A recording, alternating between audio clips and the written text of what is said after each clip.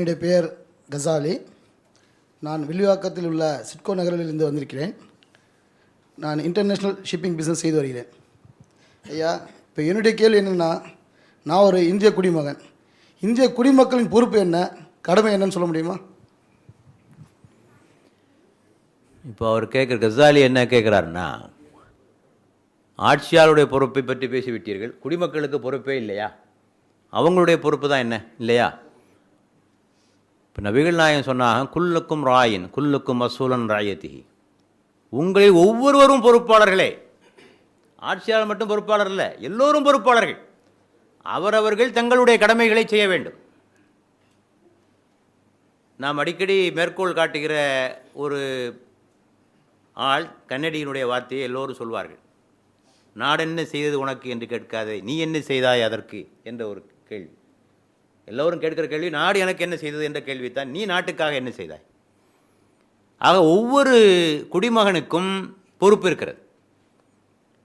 முதலாவது பொறுப்பு, நான் ஏற்கனவே சொல்லியதைப் போல, நல்லவர்களை பதவியில் அமர்த்துங்க, தக்காரை பதவியில் அமர்த்துங்கள், தகுதி படைத்து.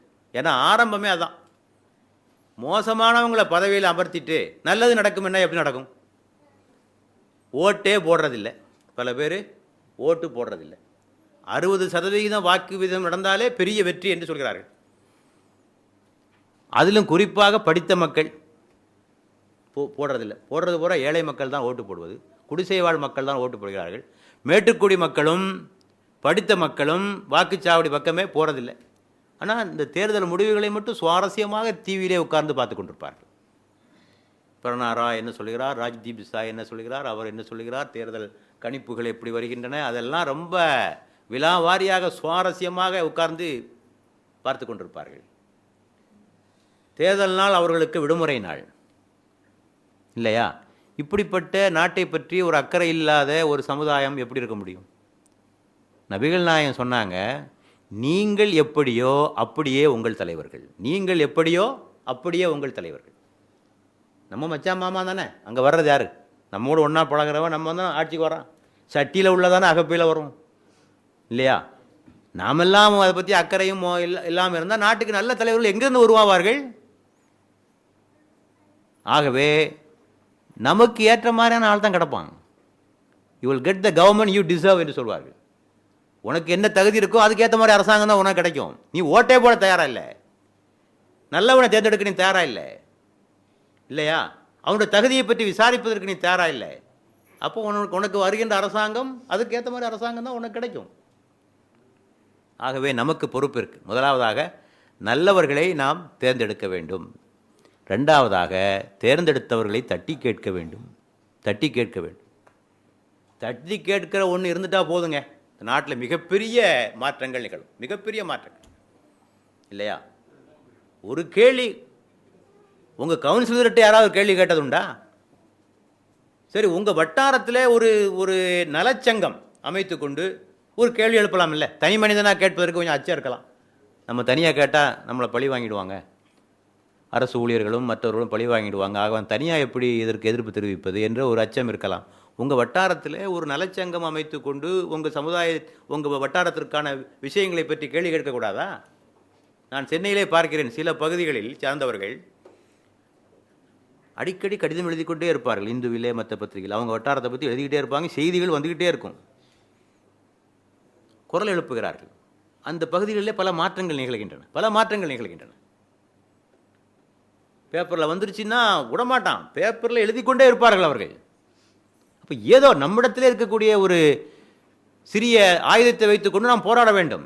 லெட்டர் சொல்லி எழுத முடியாதா? ஆசிரியர் கடிதம் பகுதி கூட நம்மால் எழுத முடியாதா?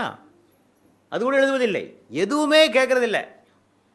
ஒரு ஜனநாயக அமைப்பில் மக்கள் குரல் எழுப்பாமல் எந்த மாற்றமும் நிகழாது.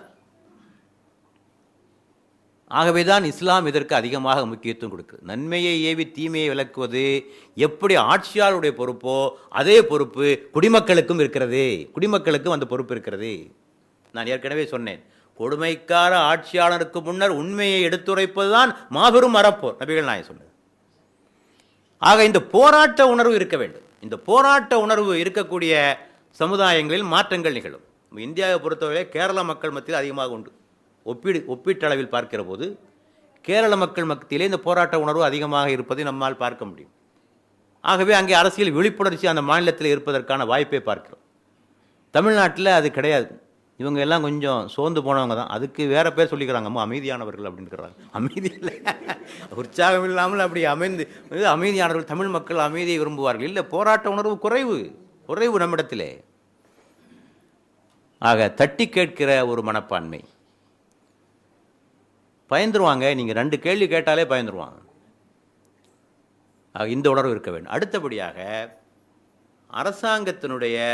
அரசாங்கத்தோடு ஒத்துழைப்பு தருவது. அரசாங்கம் போடுகிற கட்டளைகள், உத்தரவுகள் அரசாங்கத்தோடு நம்ம ஒத்துழைக்க வேண்டும். நீங்கள் தெருவில் போனீங்கன்னா போர்டுகளை படித்தாலே உங்களுக்கு தெரியும். இங்கே குப்பையை கொட்டாதேன்னா அப்போ கொட்டிகிட்டு இருக்கான்னு அர்த்தம் இல்லையா? எல்லா விதிகளையும் இங்கே எச்சில் போட்டுக்கிட்டே இருக்கு, போர்டு போட்டுக்கிட்டே இருக்க வேண்டியிருக்கு. இங்கே எச்சில் துப்பாதே, இங்கே வாகனத்தை நிறுத்தாதே, ஒவ்வொரு இடத்துலையும். அப்போ அவ்வளோ விதிகளை மீறி கொண்டிருக்கலான்னு அர்த்தம். அதுக்கு செல்ஃபோன் பேசிக்கொண்டு காரை ஓட்டாதே, ஹெல்மெட்டு போடு சொல்லிக்கிட்டே இருக்க வேண்டியிருக்கு. இவ்வளவு சொன்னாலும் கேட்கறதுக்கு ரெடியா இல்லை. சிறுநீர் கழிக்காதேன்னு போட்டுருக்கு. அதுக்கு நேரம் தான் கீழே சிறுநீர் கழிப்பார் இவர்கள். ஆக அரசாங்கம் எடுக்கிற எந்த முயற்சிகளுக்கும் மக்கள் ஒத்துழைக்கவில்லை என்றால் ஒரு அரசு என்னதான் செய்ய முடியும் சொல்லுங்கள்? இப்போ குப்பை ஒரு பிரச்சனை. அரசாங்கம் என்ன செய்தது? 2 வாளி கொடுத்தது. இந்தப்பா மக்குகிற குப்பையெல்லாம் இந்த வாளியில் போடும், மக்காத குப்பையெல்லாம் இந்த வாயில் போடும். இவன் என்ன 2ஐயும் வீட்டுக்கே வச்சுக்கிட்டான். இவன் மக்கிறதாவது மக்காதாவது எல்லாம் நமக்கு. அந்த குப்பையை கொண்டு அந்த தெருவில் அந்த இடத்துல போடுறதுக்கு கூட இவன் தயாராக இல்லைன்னு சொன்னான். இவனை என்ன செய்யறது சொல்லுங்கள்? என்ன செய்ய முடியும் இல்லையா? ஆக அரசாங்கத்தினுடைய எந்த ஒரு திட்டத்திற்கும் மக்களுடைய ஒத்துழைப்பு இல்லை. எல்லாம் அரசாங்கம் பெரம்பும் கையுமாக இருக்க முடியுமா? மக்களை எல்லாம் கட்டாயப்படுத்தி ஒவ்வொரு விஷயங்களையும் காரியங்களையும் செய்து கொண்டிருக்க முடியுமா? நமது தெருவை கூட சுத்தமாக வைக்க வேண்டும் என்ற உணர்வு கூட நம்மிடத்திலே இல்லை என்று சொன்னால் நாட்டிலே நீங்கள் என்ன முன்னேற்றத்தையும் எந்த வளர்ச்சியும் உங்களால் பார்க்க முடியும் சொல்லுங்கள்? எதுவுமே அந்த அக்கறையற்றவர்களாக வாழ்ந்து கொண்டிருக்கிறார். ஏதாவது 4 பேர் இந்த வட்டாரத்தில் ஒரு நலச்சங்கம் ஆரம்பிப்போம்னு சொன்னால், போப்பாவும் வேலையை பார்த்துட்டு போப்பா, கம்பெனிக்கு போய் வேலையை பார்த்துட்டு இந்த மாதிரி வேலையெல்லாம் தேவையில்லை, அவனை உற்சாகம் இழக்க செய்வார்கள். கோடீஸ்வரர்களாக இருப்பார்கள். அந்த அவர்கள் வாழ்கிற பகுதியிலே ஒரு கிரவுண்டு வேலை 4 கோடி ரூபாய் இருக்கும். நலச்சங்கத்திற்கு மாதம் 100 ரூபா கேட்டால் கொடுக்க மாட்டாங்க, எனக்கு தெரியும். ஆக இந்த சமுதாய அக்கறை இல்லாத மக்களால் எதுவும் ஒன்றும் செய்ய முடியாது. ஆக மக்கள் ஒத்துழைக்க வேண்டும், அரசினுடைய கட்டளைகளுக்கு கீழ்ப்படிய வேண்டும். அடுத்தபடியாக எப்படி ஆட்சியாளர்கள் வாய்மையாளராக இருக்க வேண்டுமோ அதுபோல மக்களும் வாய்மை உள்ளவர்களாக உண்மை உள்ளவர்களாக இருக்க வேண்டும். எப்படியெல்லாம் ஏமாத்துறான் பாருங்க அரசாங்கத்தை இல்லையா? அவன் வீட்டு பக்கம் மழையே பெய்யலை, வெள்ள நிவாரண நிதி வாங்கிக்கிறான். இவன் அந்த ஏரியாவில் சரியான தண்ணியும் கட்டலை, ஒன்றும் இல்லை, வெள்ள நிவாரண நிதி இவர்கள் வாங்கி கொண்டிருக்கிறார்கள் இல்லையா? எல்லா வகையிலையும் அரசாங்கத்தை எப்படியெல்லாம் ஏமாற்ற முடியுமோ அப்படியெல்லாம் மக்கள் வாங்கி கொண்டிருக்கிறார்கள் இல்லையா? ஊழல் ஒழிய வேண்டும் என்று சொல்கிறான். இவன் சொந்தக்காரன் ஒருத்த எம்எல்ஏ ஆகி ஊழல் செய்யலைன்னு சொன்னால், என்னப்பா பிழைக்க தெரியாத பையனாக இருக்குன்னு அவனை பார்த்து அதுன்னு சொல்கிறான். முரண்பாடு இல்லையா இது? ஒரு புறம் ஊழல் ஒழிய வேண்டும் என்று பேசுவது, நமது குடும்பத்தை சார்ந்தவன் சம்பாதிக்காத இருந்தால் பிழைக்க தெரியாதவன் என்று சொல்வது. மக்கள் கூட ஊழல்வாதிகளைத்தான் விரும்புகிறார்கள். முன்னால் ஒரு ஆஃபீஸர் இருந்தான், ஐயா 100 ரூபாய் கொடுத்தா எல்லா வேலையும் முடிஞ்சிரியா. இப்போ புதுசாக ஒருத்தன் வந்திருக்கான், சரியான கராக்கி, ஒரு வேலையும் நடக்க மாட்டேங்குது. நல்லவர்களை பிடிப்பதில்லை மக்களுக்கு. ஊழல் பேர்வழிகள் தான் மக்களுக்கு பிடிக்கிறது. ஆக மக்களுடைய இந்த மனப்பான்மை எல்லாம் மாற வேண்டும். ஆங்கிலத்திலே ஒன்று சொல்வார்கள், ஆட்டிடியூட் டிட்டர்மின்ஸ் ஆல்டிடியூட்.